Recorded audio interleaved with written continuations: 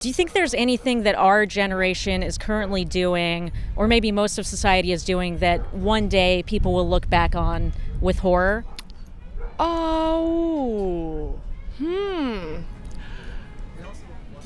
that's a really good question. What's up, everybody? My name is Natalie, and I'm here with Summer. And today we're going to be talking a little bit about philosophy. I'm going to read some quotes and then get Summer's take. So let's get started. So these all come from Peter Singer. Do you know who that is? Cool. Yeah, he's like an author. Sure. All right, the first one. What one generation finds ridiculous, the next accepts, and the third shudders when it looks back on what the first did. What do you think about that quote? I find it absolutely agreeable. There are things that work for certain groups, certain generations, and by the time you learn what can come out of it, or the positives, the negatives, a lot of the things they thought were positive end up negative. And then it's really important to learn the past, so therefore we can keep moving, and I think it's totally spot on. Can you think of any examples?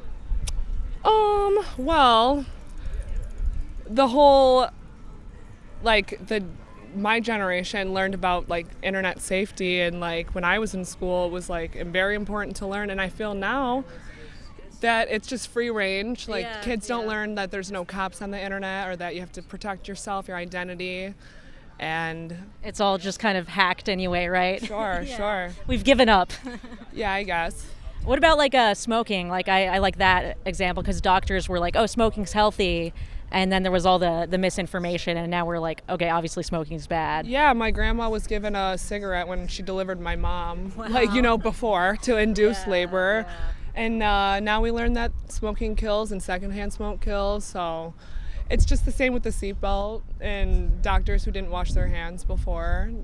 Yeah, and kind of bringing it to social justice issues. I think if you look back on, women's rights. Sure.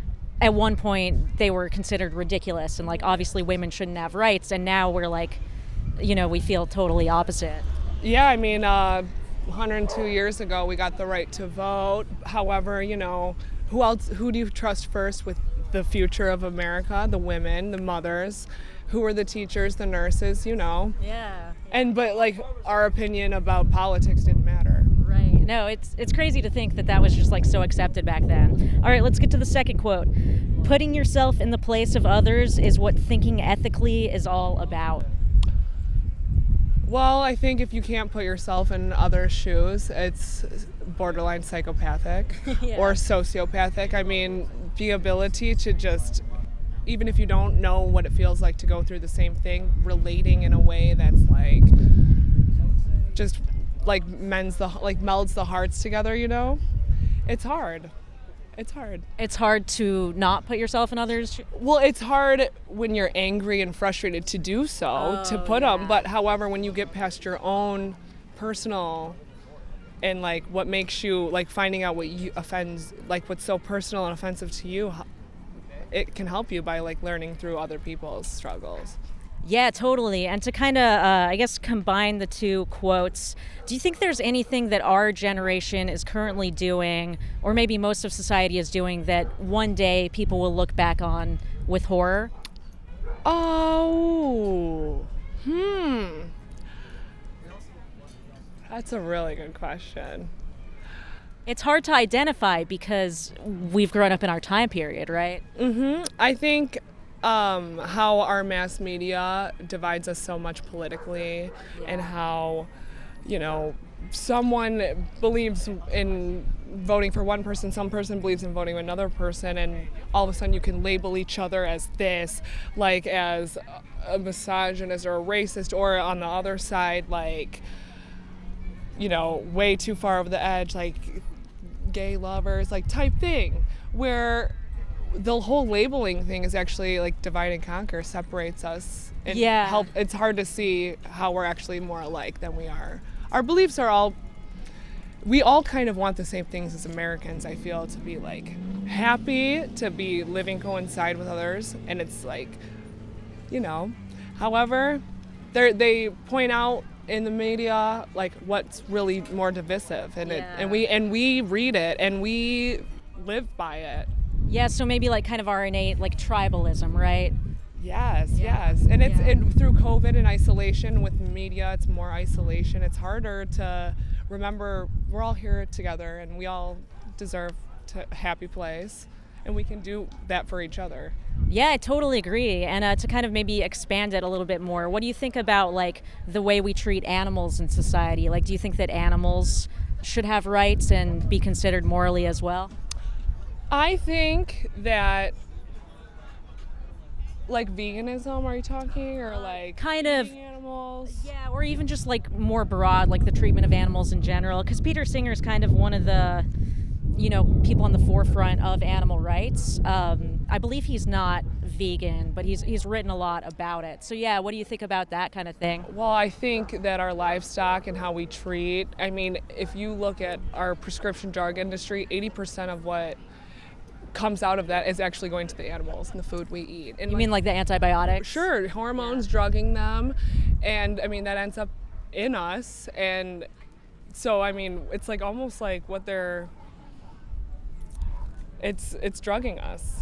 Yeah. The way the animals are treated, and like it ends up affecting us, and like what we do to animals affects us.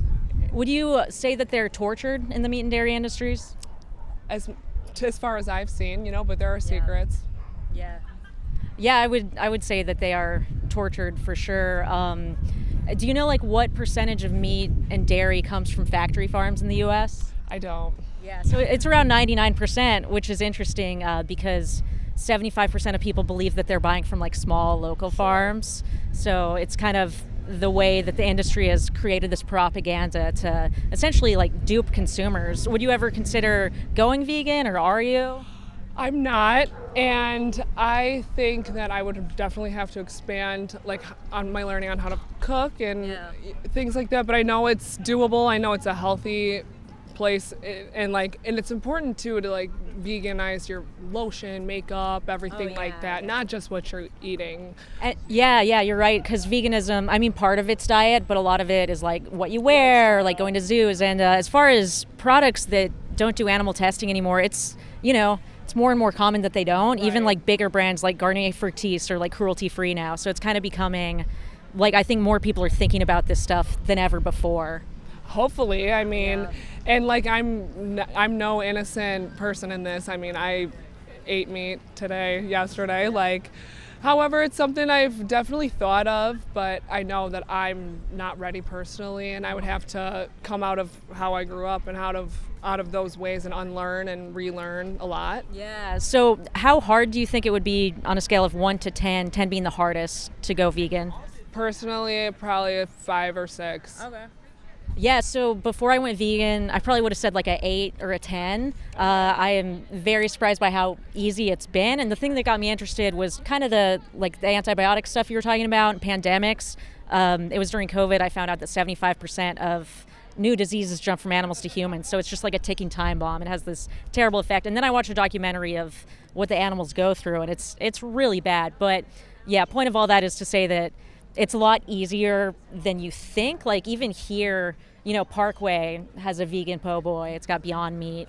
Pretty much all restaurants in New Orleans do. I guess I don't know about Detroit, but I did meet some vegans from Detroit. So yeah, it's one of those things that you almost don't realize until you take the leap. But let me ask you this. What do you think's more important? Like taste pleasure or animals' lives? Well, I mean, putting ourselves above any other living thing is kind of not what it's about being here, I think. I think it's important to humble yourselves. I mean, people have dogs and things. Some people in other countries, pets are things like goats or like cows. Like, that's their pet. That's what, that's who they love. And you'll hear, if you ask your parents or like old people who aren't as familiar with being vegan, they're like, God put animals here for us to eat. Right, and so that's always like a thing that's coming up in my head. But it's like, says who? Says humans. Says the Bible, who also says a lot of other crazy things. Who also said that you can have slaves. So. Right. It's one of those things. Well, do you have any good arguments against being vegan? Because before I felt like I was like, okay, well, animals eat other animals, so therefore we can. What do you think about that? Sure, I mean, that's true. Yeah. They do. And I mean, it's part of the whole survival of the fittest, natural selection. However, we're humans and we are above like we have a frontal lobe. You know, we have the ability to critical think and have opposable thumbs and all that things. So, I mean, we're like ones who stifle off into philosophy and think about to be or not to be. Yeah. I mean, if anyone is going to, you know, do it, it's us. You know? Yeah, I think you're 100% right. Like other animals, you know, they can't necessarily tell right from wrong, but like Right. we can't. Like other animals rape each other. Like Right, we, you know, right. so- The animal kingdom, like we're almost separating ourselves more and more as we Yeah. evolve as human beings. And I think a lot of people have used that separation to justify the mistreatment of other beings. Would you agree with that, or do you think that our kind of superiority gives us responsibility? I think with great power comes great responsibility, Yeah. always. Is that Albus Dumbledore quote? I don't know if I heard it from Spider-Man or what. Yeah, it's a good quote. It's a good quote. But it's true. It's beyond true. Yeah. It's with everything. Yeah, well, I guess to kind of tie back to this, I think that as soon as lab-grown meat is invented, everyone's going to switch to that and just look back on what we do to animals now, like, wow, what barbarians, you know? No, I actually, I mean, it's more and more where you're finding burgers that like taste like real meat, but it's Yeah, not. Like yeah. even Burger King is doing that. Yeah, so, yeah. I mean, totally. That's, I agree with you 100%. And I'll be proud to say that I was vegan before lab-grown meat, but, you know. Yeah, well, do you have any questions for me? Thanks so much. I thought that was a really insightful interview. Oh, I mean, thank you. It was great. I have nothing else to say besides thank you. All right, well, let's get it here. Thank you for watching. If you enjoyed this video, please hit that like button and become a patron.